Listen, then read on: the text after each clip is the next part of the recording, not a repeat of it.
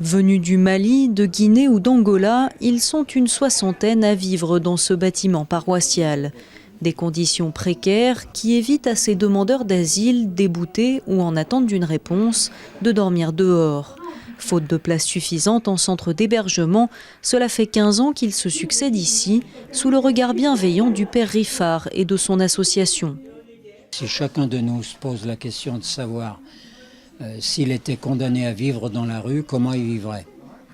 Moi, personnellement, je ne vois pas comment je pourrais vivre dans la rue. Donc je ne vois pas comment les gens qui s'adressent à nous peuvent vivre aussi. Le jour des permanences, la salle d'attente ne désemplit pas.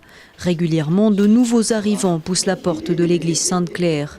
Troubles politiques, pauvreté, menaces ou drames familiaux, chaque histoire est différente, reste la même détresse.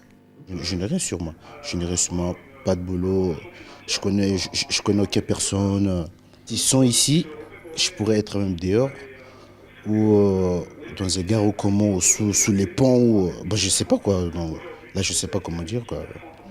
Parce que quand je pense à ça fait mal. Vraiment, ça fait mal. Wayangé débute à peine sa procédure de demande de droit d'asile et cela peut prendre jusqu'à 2 ans. Le délai d'obtention, c'est l'un des points du projet de réforme du droit d'asile actuellement débattu au Parlement. Une réforme auquel le père Riffard ne croit pas vraiment. On est quand même dans un système qui rejette pratiquement 80% des demandeurs d'asile.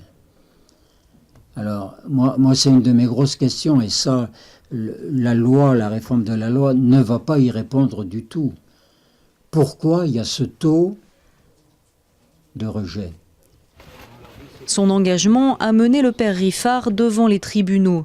Il comparaît actuellement pour avoir enfreint un arrêté municipal d'interdiction d'accueil de public dans ses locaux. Mais après des années d'engagement, il est peu probable qu'une condamnation le force à fermer sa porte au nez de ceux qui en ont besoin.